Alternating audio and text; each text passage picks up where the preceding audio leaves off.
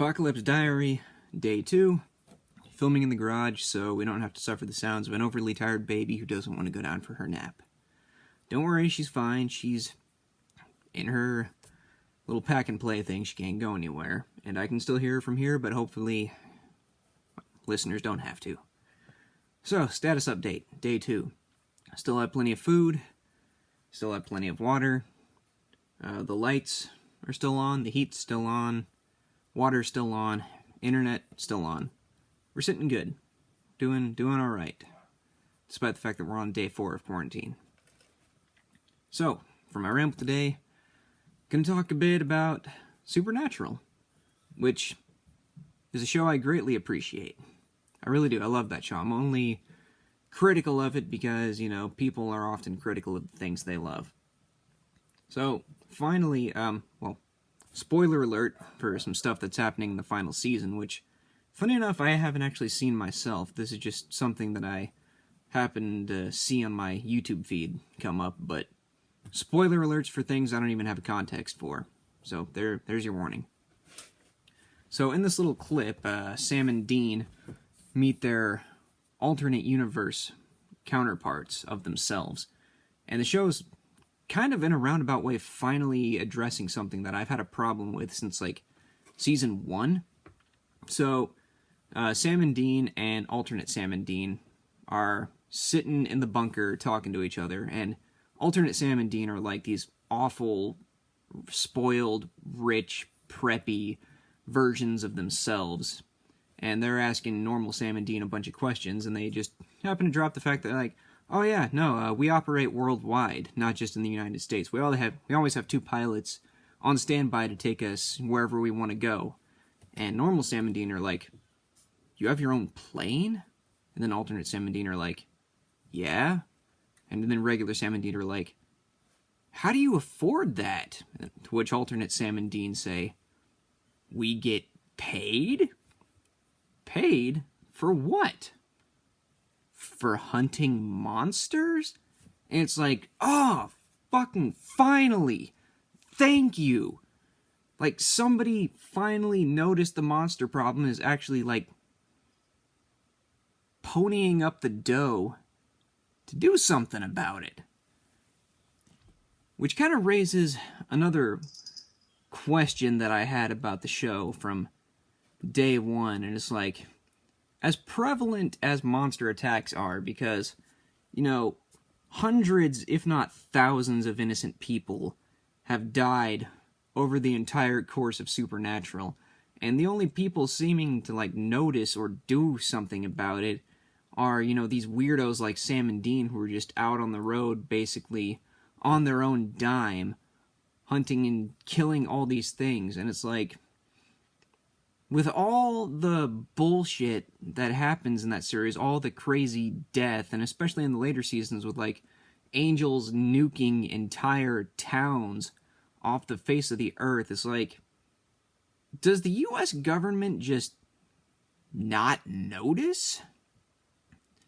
And that seems ridiculous to me, because even at its most, incompetent and fictitious,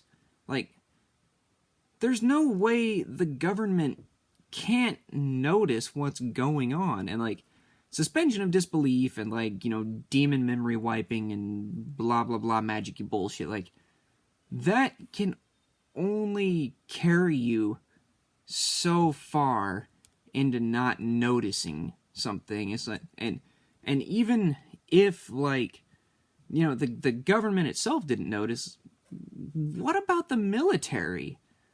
There's no way that the military can be that incompetent. It's not possible. We've seen examples in the show that, government agents and military personnel, like John Winchester, I think, was a Marine before he came back home and, eventually became a hunter himself, and some of the other characters that Sam and Dean have met over the course of the series have been ex-military, and it's these people aren't dumb. Somebody somewhere in a position of importance would have noticed monster happenings by now. like the U.S. military operates all over the world, not just the United States. And we've seen proof that other government bodies in other nations know that monsters exist and do something about them. Like the British Men of Letters, you know, I think were either very closely associated or were directly, like, working with or, like, were an arm of the British government. And, like, the U.S. Men of Letters used to be a thing. They're gone now. It's like, so did this whole group just disappear? And the U.S. government just forgot? I don't know, it bugs me that for all the crazy shenanigans that happens in Supernatural, that, you know, someone in a governing body somewhere in the U.S. didn't sit up and take notice and, like, you know, do something or, like, form a special task force specifically about all the supernatural monsters that are obviously plaguing the United States and causing thousands of deaths and probably millions of dollars in damage. It just bugs the fuck out of me that they haven't really addressed that yet. And, like, I don't know much about the government or the military, but I know that the military, you know, in the real world, is nowhere near...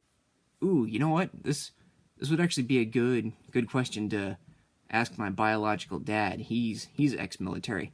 Dad, listen. I'm going to be tagging you in this video. I have a question for you, okay? Since you served, you have a better grasp on the military mindset and way of thinking that I do. Okay, so, question for you specifically, Dad. If things like vampires and monsters and werewolves and zombies and, you know, all the other bullshit, I don't know if you watch Supernatural or not, but just monsters as an overview, if they existed, how do you think the military would go about dealing with such things? I'm asking you directly. I'll tag you in this video. Shoot me a response on, like, a text message or a comment on the video. You contact me in some way after you think about this, because I really want to know your answer, so maybe I can talk about it in my next Apocalypse Diary. So, yeah, just think on that. Get back to me. That'll make for a cool topic of conversation. Yeah, I think that's gonna about wrap it up for my daily Apocalypse Diary and ramble. So, thanks for watching. I hope you were entertained, and I will see you again tomorrow. Have a nice day.